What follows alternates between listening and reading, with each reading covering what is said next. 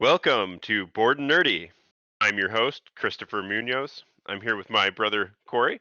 And today we will be talking about The Martian, a book written by Andy Weir and a movie directed by Ridley Scott.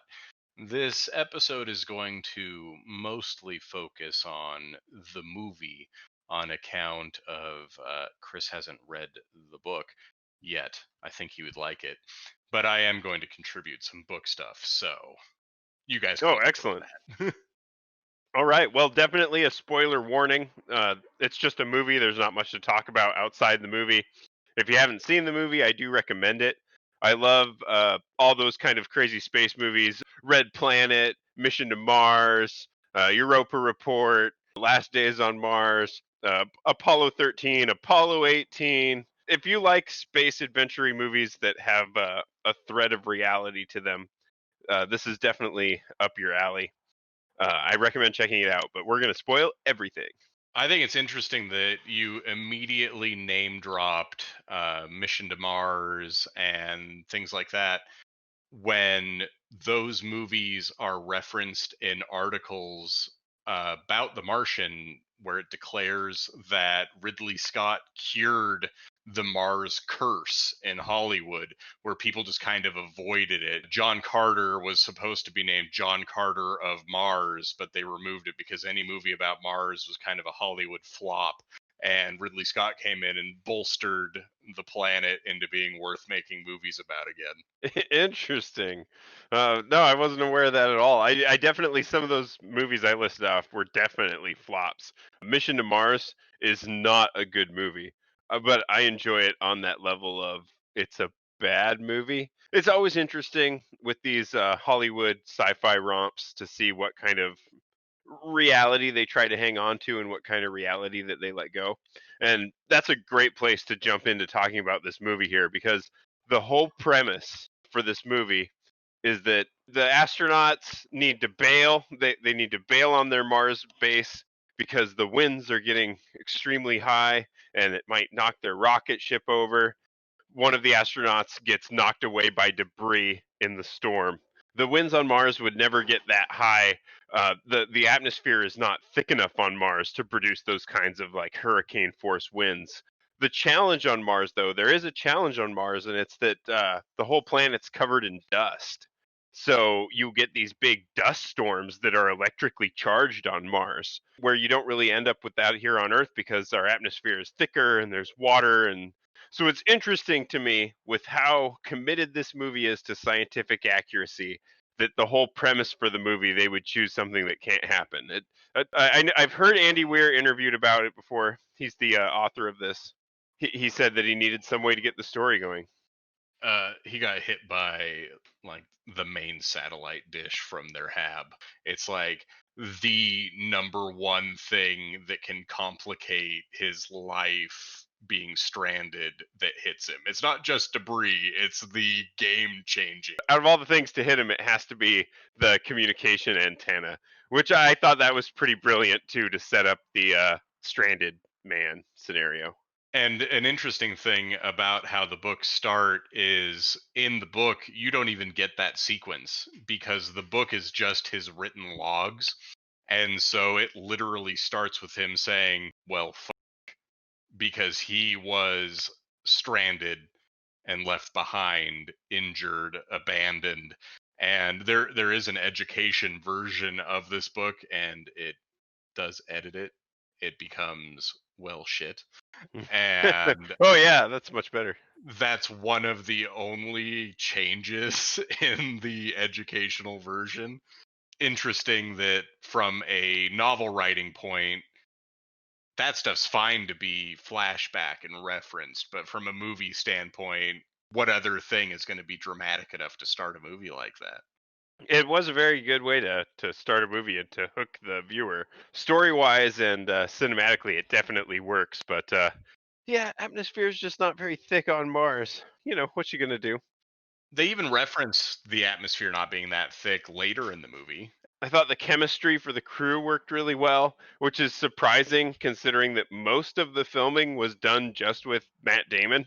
And at the very end, they brought in the other actors to shoot those sequences. So everything you see at the beginning of the movie was actually at the end of filming. That would be really awkward in Matt Damon's shoes. You got to give actors kudos there. For sure, no. And he's commented in documentaries I've seen and interviews about how it was super awkward to be the only guy working on this movie and then to have the rest of the cast come in for like the last week or two.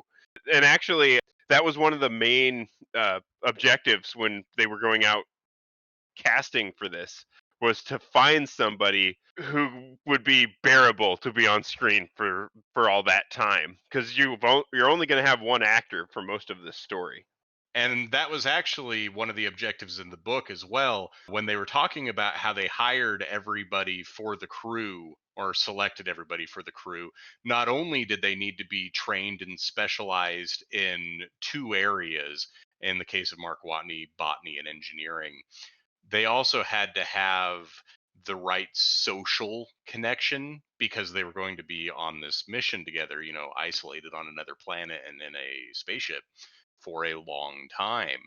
And when they were talking in the novel to a psychologist about the whole thing, they were asking, like, how is Mark Watney dealing with this? As the kind of person he is, how is he going to handle this? And they specifically say, well, when they hired Watney, they were looking for someone that would be bearable, that would kind of be the social glue that could hold everybody together and keep things light and enjoyable. And the kind of guy that could make you laugh on a hard day. That's not a direct quote from the book, but that's basically what they were saying about him. And so the fact that then the casting directors had to go and find an actor that wouldn't frustrate the audience and assuming the crew as well to be the only actor on set for however long this movie took, it's just amusing that the actor and the character had to go through the same qualification. So you might be able to correct me on this if this is wrong at all, since you have read the book. But I heard that one of the other challenges that they had converting this to a film is that in the book, a lot of it is Mark's inner thoughts, like it's whatever he decided to type down. So to get that in the movie, they adjusted it to he's making video log entries. Were there any video log entries at all in the book, or was it all written word? To my knowledge, it was all written word. It's been a few years since I read it, so somebody might be able to nitpick me on that. But I'm very confident that it was all written down, and that is one of the major differences. And because it is all of his just inner thoughts, one of the big problematic things was that Andy Weir wasn't really that descriptive of a writer. He was very technical. He had very good characterization, especially for Watney. The other characters very much so were neglected in that regard. But you didn't really picture anything. And so when he sent it to editing, his team basically told him, you need to insert a description here, you need to add a description here, add something that we can look at here. And then that was the big contribution that Ridley Scott was able to add to it, because in all of his movies, he's a visual guy. He can take something and add that iconic imagery to it. And so he was able to take a very light-hearted story in terms of how Mark Watney presents it and make it the depressing, tragic drama that it very easily could be if we were to put ourselves in those shoes. And so it's just interesting to see how it all came together on the other side. So on that note, how do you feel about The Martian winning Best Comedy that year? I think that the book is hilarious compared to the movie. So I'm okay with it. Yeah, whatever year this movie came out, I can't remember. Yeah, 2015. So in in 2015, The Martian wins Best Comedy, which a lot of people took issue with because the movie's not really a comedy, but it is. It makes you laugh, and I really have to credit Matt Damon there. So it's kind of interesting. Yeah, Ridley Scott's bringing the realism, Andy Weir's bringing the skeleton, and Matt Damon's bringing the laughs.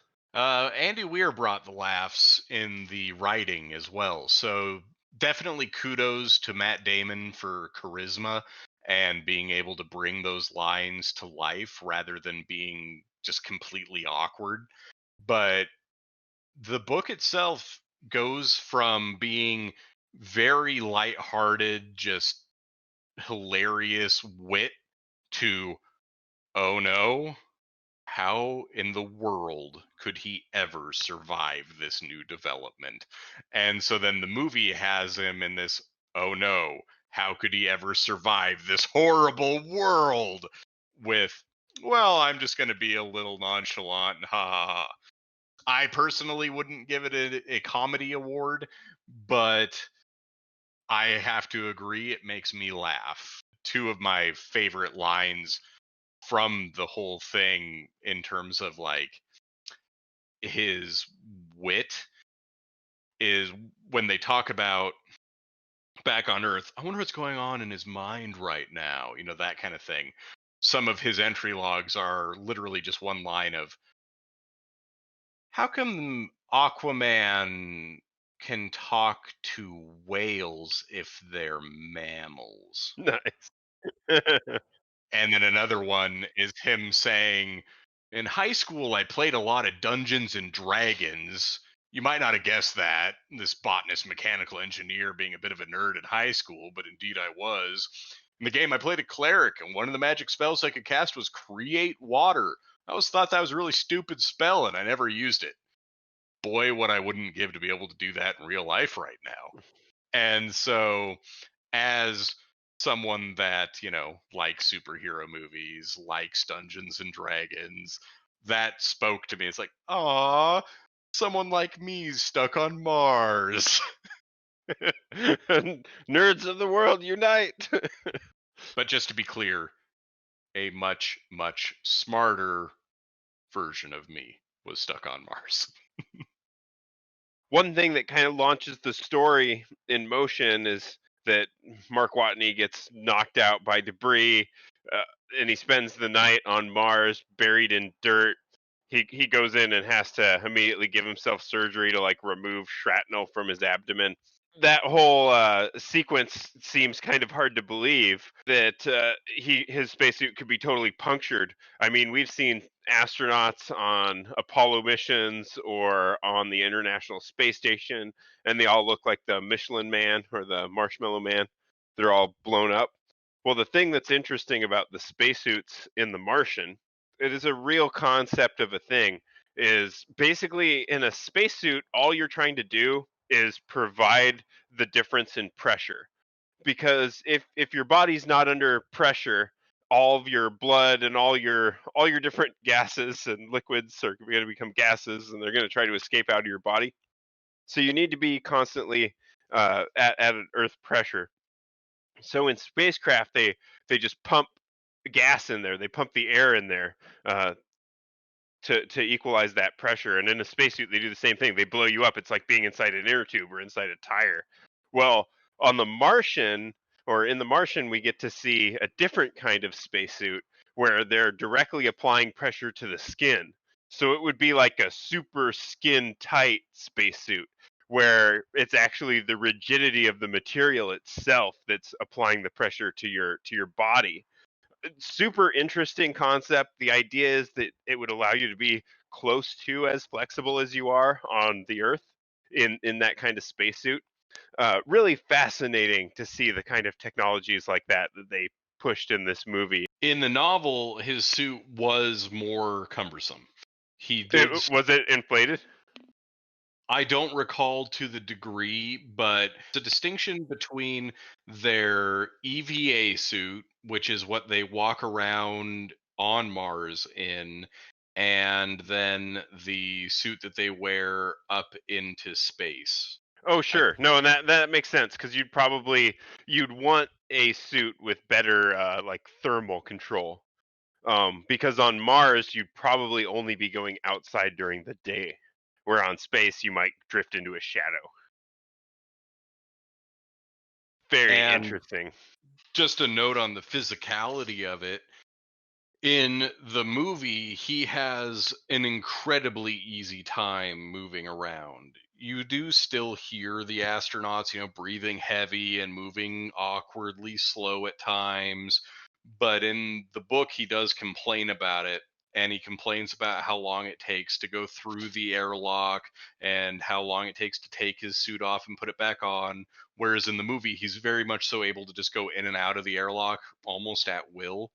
And he also has a like crane and winch on his rover, so he doesn't even have to pick up heavy things, whereas in the book he did not have that stuff, so he had to build giant ramps out of rocks and slide and shove things up them. And so movie Watney got a easy ride. So they probably, yeah, they trimmed some of that stuff down for time. So speaking of trimming things down, one of the other linchpins in this story is the potato farming. So I'd like to chat about potato farming for a minute. What's interesting is shortly after the Martian, the story was written, we discovered that the Martian soil actually contains perchlorides, which is actually a toxic compound. So in the events that we see in the Martian, what would have happened is after a while, Mark Watney's chances of getting cancer would have increased. It could cause his thyroid to fail, which would cause him to have trouble with digestion and heart rate and basically just living. During the movie making process, they talked about this because it has been discovered, and they decided not to include anything for time to keep the story simpler. But really, all Mark Watney would have to do differently is he would need to wash the dirt before putting it in the people space. So he would have had to bring the dirt into some kind of sealed environment to wash the dirt with water and then take the cleaned dirt into the hab. That's what he would have had to do differently to avoid the perchlorites because you can just wash them away apparently. Which, if that information had been involved in Andy Weir's research as he was writing it, that definitely is the kind of tedious science that he would have included. He was a very thorough person in terms of explaining the scientific process and the math of everything he did on the level that someone like me, who is not a math and science person, was able to follow and enjoy the story because I felt informed versus overwhelmed and talked down to. Mark Watney's Inner Thoughts was able to make math fun. And so I feel like washing the dirt is something that Book Watney would have definitely been okay with doing. I mean, it's really a credit to them that it's as entertaining as it is because not really much happens really in the general. I mean, guy gets stranded, guy gets rescued. It could be simplified to that. They do a really good job of stretching out the pacing and giving you interesting things to fret about. That can be attributed to Ridley Scott's interest in making movies that are all about that base human need to survive hour by hour. That is the whole premise of the book, though. Andy Weir wanted to write about a smart, nerdy guy being able to solve his way through unprecedented drama. In the movie, he has far less complications to deal with. They definitely required the drama that they did have. I loved the whole sequence where he's trying to reverse engineer the water back out of the fuel tanks on the descent vehicle from their landing. That whole sequence is brilliant. I love the jokes when he blows himself up. It was great. Sciencing the shit out of everything. Which summarized chapters and chapters of science in the whole book. One thing that was really fun novel wise was he ended up using the other astronauts' suits to store water. Like he made water jugs out of them. Hey, you got what you got. The potato farms covered the entirety of the hab. It was on other bunks. I really liked Jeff Daniels' character, the mission control director in the movie. Teddy Sanders, the director. Yeah, I mean, gosh, they could have come up with a better name, but But yeah, no, I really enjoyed the character. I love that he was a human, but you could tell he was a hard ass businessman. I really enjoy the character. Every second he's on film is gold. The moment I realized that he was from Dumb and Dumber, Yeah. I struggled. But I agree. He's a very effective character. Really, I think the whole support staff did a wonderful job. Teddy Sanders as the director who has to call the unpopular plan, I guess. Mitch Henderson, the flight director, who's all about my team deserves to be the ones making the Oh yeah, decision. Boromir. The Uh, fact they got Boromir in there on the Council of Elrond and being called out on, well, what is Elrond? And Teddy Sanders, I want to be Glorfindel, and Annie saying, what is this? And basically getting upset at this room full of NASA guys that understand Lord of the Rings I humor. love it. So there was a lot of debate between Sean Bean and the rest of the cast and the director about whether or not to even acknowledge this Council of Elrond joke, because I guess that's in the book, and they ended up going like, yes, go for it. We just need it in there. Do it. I'm so glad they did, because it doesn't really take me out of the movie more than I enjoy it. Seeing Dumb and Dumber coming out of a director of NASA took me out far more than hearing Boromir reference. Oh yeah, I was in that movie. So what happened to Mark's music? Like, where is that in the book at all? Like, where the heck did his music go? He's complaining the whole film about the crappy disco music he has from his commander.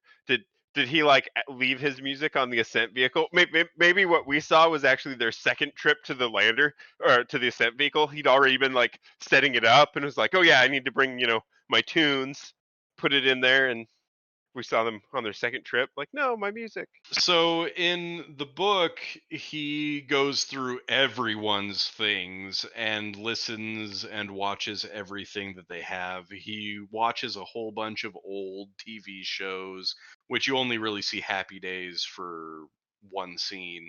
And he listens to a lot of Beth Johansson's collection because she's got the Beatles. And I think that it's more so about that when he discovered that that's all she brought, he got obsessed with it on a "What are you doing, Commander?" And he did end up deciding that "Staying Alive" was his theme song, Okay, cool, nice. and so I think that that might be the reference point of needing to keep it coming up.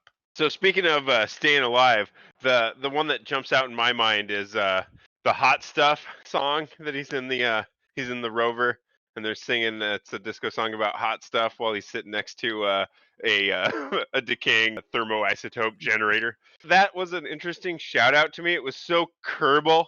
I'm an avid Kerbal Space Program player, and the funny thing is in the early days of space exploration, like in the 50s, when they were plotting this stuff out, there was actually plans to build like moon habs and spacecraft with the thermoisotope generator in the living space, because it does produce heat as a byproduct, and they use that heat to turn a turbine in it or to produce electricity. But they were like, oh yeah, well, we can also use it to keep the crew nice and warm. Well, you're also killing them with radiation. So it was really really funny to me, just that little bit of a shout out, like hey, I could choose to think about that this is killing me, or I could think about that it's keeping me alive for like a few more minutes. When I was watching that part of the movie this morning, I had to rewatch it because, well, I didn't have to work today. And so I had my daughter on my lap, and she's recently decided that she really likes dancing to music. And so as soon as that song started and Watney starts bobbing his shoulders, dancing around, she started dancing with him. Nice. And so that was super cute. And I agree that that's a wonderful scene. Great use of music, Matt Damon's charisma, and the science. My favorite part of that isotope is he ends up using it for another thing later in the book when he's thoroughly hurt his body, and he makes a hot tub basically out of hab canvas, and he fills it with his excess water, and he heats it up with the isotope. Nice. Yeah, they could have definitely made a longer movie. I think it works though. They cut the stuff they did for a reason. I think it could have made a great TV show. Okay, I could see that.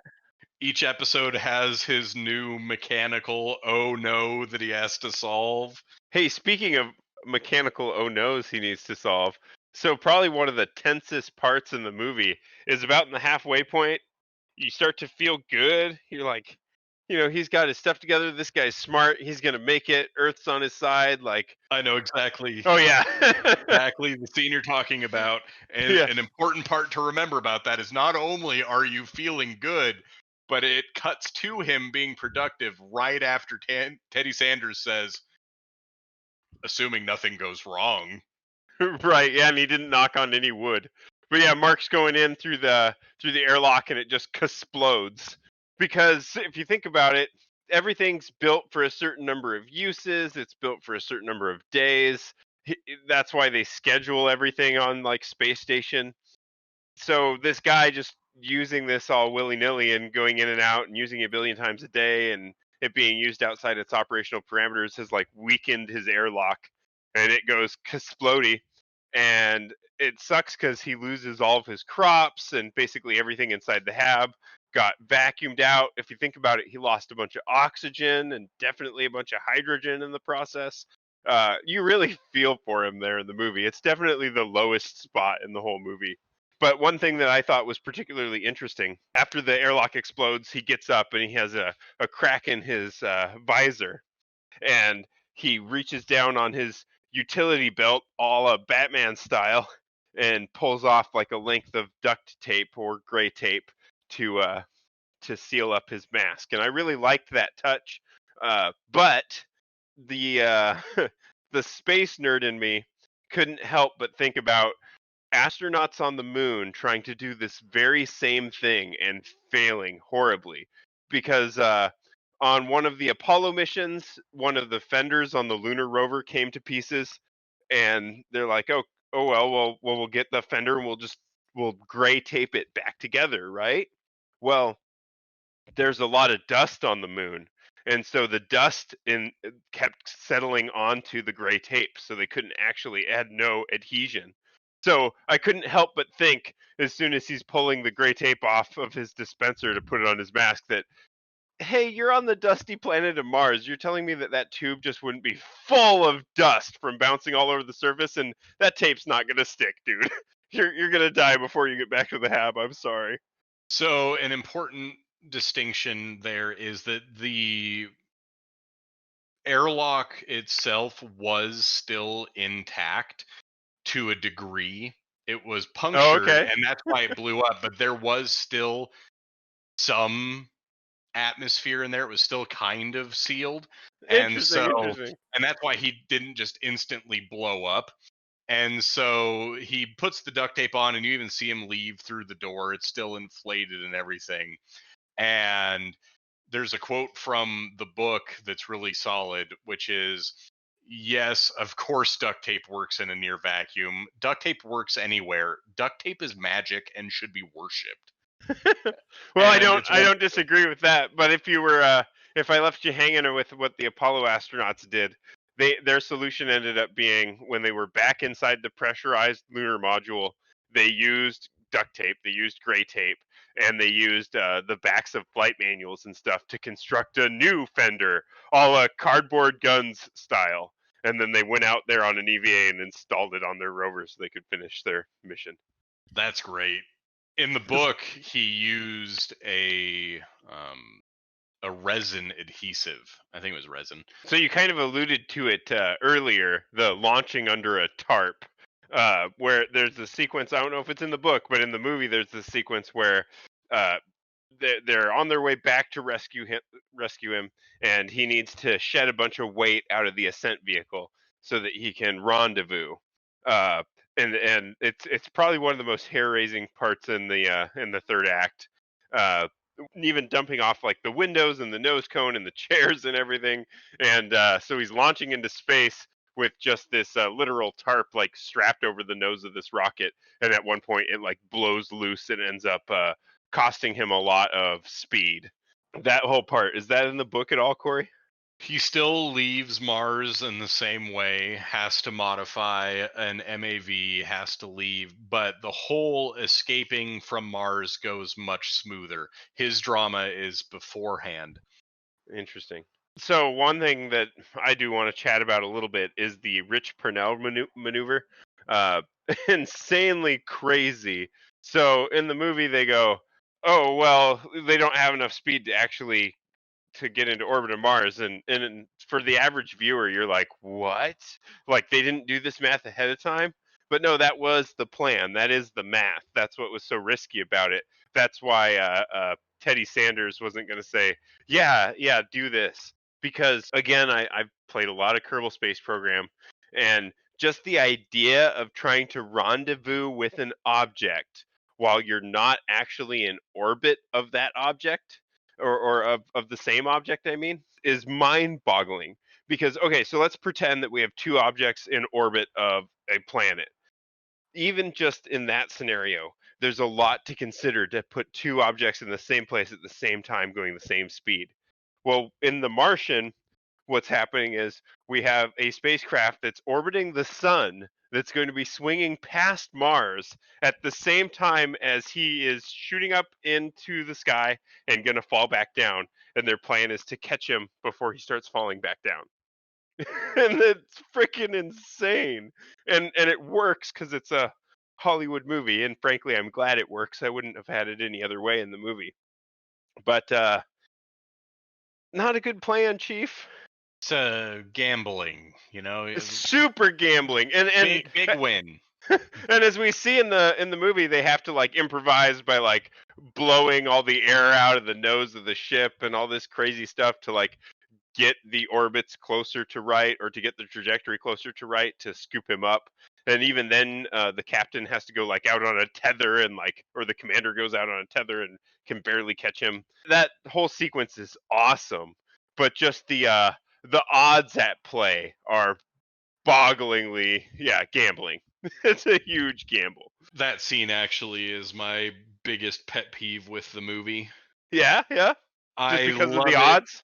No, I love it all the way up through blowing the nose off the ship, puncturing it for the reverse of the air escaping, and just the science there is really cool in my mind, how they're able to actually line up with him. But when you look at the crew, everyone has very specific jobs that they are trained to do. As said, Mark Watney is a botanist and engineer. The commander is also a geologist. And then Chris Beck is the doctor, biologist, and EVA specialist. Going out into space in these suits is what this guy is on the mission to do. That is his entire mastery. And the commander's like, stand down. Yeah, and they literally did it for the sake of drama, which I get from a movie standpoint. It is much more dramatic, but in the book, Beck's able to get onto the MAV cap and climb inside with Watney and be like, "Hey, buddy," and then they strap to each other, and then they leave. A bit more realistic for sure. And in this one, you straight up have Iron Man. Yeah, flying Iron Man. Yes, in the book, Watney says, "Hey, I could Iron Man," because he is that ridiculous guy with an imagination, but he recognizes that it's too stupid to do, and he doesn't do it. So, Corey, what would you say your favorite part of The Martian was? My favorite part of The Martian as a Film. movie would probably be the "I blew myself up" scene. Ooh, okay, yeah, that is good. That is good. To go with your response, I'd have to say that one of my favorite parts in The Martian is when he's making his own fertilizer and he has the poop bucket. And I have to say that I experienced smell-o-vision today because somebody in the room passed gas during that scene, and it was very weird, like fourth wall break. Gross. So let's just hope smell-o-vision is never invented. So, hey, least favorite. What was your least favorite part? I think you already said it. I already said it. It's Commander taking Beck's rescue moment. And I suppose I already said mine too, and it's that they started the whole movie off on a thing that can't happen. The wind can't go that strong, but that's what they chose to do. I enjoy it. I think it's a great movie. I think it's an even better book. Everybody should read it. Everybody should watch it if you have even the slightest bit of interest in science or space. I definitely recommend it as well. It's one of my top space movies. I watch it frequently. Thank you so much for listening. You folks joined us all the way to the end. I hope you enjoyed the episode. Next episode, we'll be discussing the Netflix Transformers Season 2, Transformers Earthrise. You can follow Bored and Nerdy on Instagram and YouTube. You can also find us on Spotify and Apple Podcasts. Please do like and subscribe, share the content if you folks like what you're hearing. We'd be super interested in any feedback. You can email us at boredandnerdy, all one word, at gmail.com. We would love to hear what you liked, what you didn't like, what you'd love to see us cover, any feedback at all. We hope you're a little less bored and a little more nerdy.